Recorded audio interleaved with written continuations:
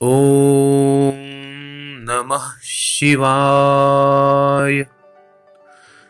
नमस्कार मित्रांनो, आपण पाहताय ओनली मराठी यूट्यूब चॅनल. मित्रांनो, ज्या लोकांची भगवान शिवशंकरांवर श्रद्धा आहे, जे भगवान भोलेनाथांना मानतात, त्यांनी प्रत्येक सोमवारी ही कथा नक्की ऐकावी.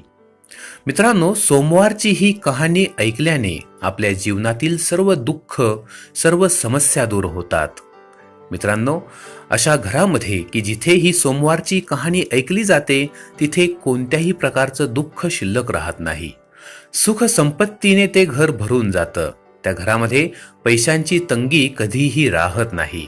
सुख समाधान आणि वैभवाने ते घर नेहमी फुललेलं असतं. चला तर मित्रांनो, ऐकूया ही सोमवारची कहाणी.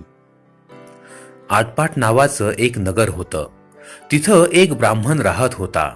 त्या ब्राह्मणाचा एक शिष्य होता.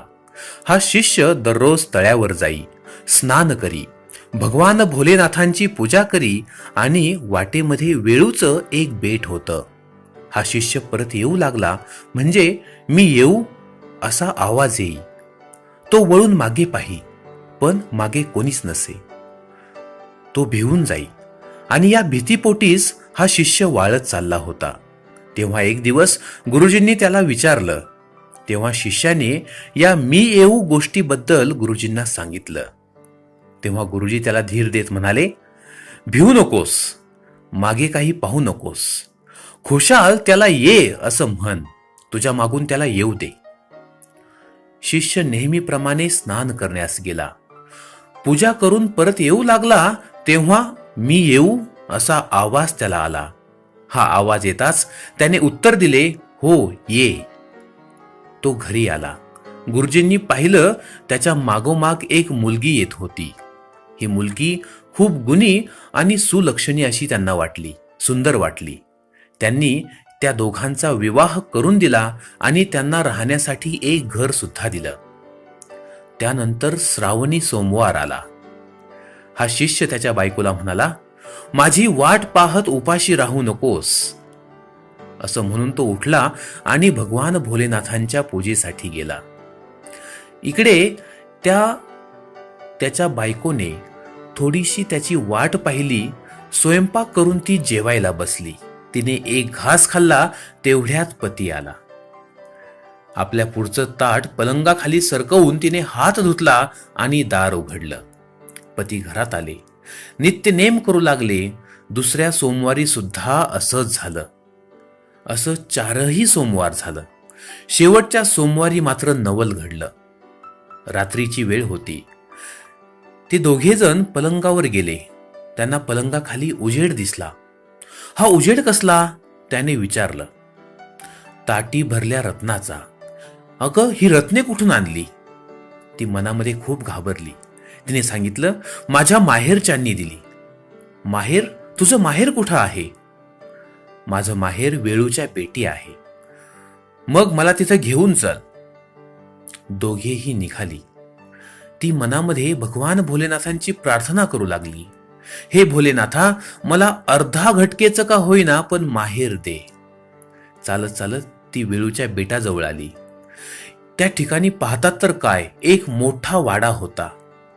अनेक लोक होते. कोणी म्हणत होतं माझा मेहुणा आला, कोणी म्हणत होतं माझा जावई आला, कोणी म्हणे माझी नणंद आली, तर कोणी म्हणे माझी बहीण आली. अनेक दास दासी त्या ठिकाणी काम करत होत्या. शिपाई पहारा देत होते. त्या सर्वांनी या दोघांचं मोठ्या प्रेमाने स्वागत केलं. भोजनाचा थाट केला. जेवणं झाली आणि सासू सासऱ्यांचा निरोप घेऊन ही जोडी पुन्हा आपल्या घराकडे परतू लागली. अर्ध्या वाटेत येताच त्या शिष्याला आपला हार एका खुंटीवरती राहिल्याची आठवण झाली. दोघेही परत गेली. परत जाऊन पाहतात तर काय आश्चर्य, त्या ठिकाणी ना वाडा होता ना शिपाई होते. होतं ते फक्त वेळूचं बेट. पतीने विचारलं, अगं, इथलं घर काय झालं? पत्नी म्हणाली, जसं आलं तसं गेलं. आपलं जर अभय असेल तर आपल्याला सांगते, 4ही सोमवारी आपली हाक ऐकताच जेवताना ताट तशीच पलंगाखाली सरकवून दिली. ती ताटं रत्नांनी भरली, सोन्याची झाली. ती मला देवाने दिली. आपण विचारू लागला तेव्हा मी खूप घाबरले आणि माहेरची म्हणून सांगितलं. भोलेनाथांची, त्या महादेवांची प्रार्थना केली. अर्धघटकेचं माहेर मागितलं. त्यांनीच तुमची खात्री केली. माझी इच्छा परिपूर्ण झाली. देव भक्ताच्या हाकेला धावला. मित्रांनो, ही कथा याच ठिकाणी संपते. मित्रांनो, हा शिवशंकर, हा भोलेनाथ जसा या जोडीला पावला तसाच तो तुम्हा आम्हाला सुद्धा पावो. ही 60 उत्तराची कहाणी, 5 उत्तरी सुफळ संपूर्ण. तर मित्रांनो, अशी ही सोमवारची कहाणी आपण सुद्धा नित्य दर सोमवारी नक्की ऐका. श्रावण सोमवारमध्ये तर या कथेचं फार मोठं महत्त्व आहे. ही कथा ऐकल्याने आपल्या जीवनातील सर्व मनोकामना, आपल्या सर्व इच्छा नक्की पूर्ण होतात. बम बम भोले. ओम नमः शिवाय. ओम नमः शिवाय.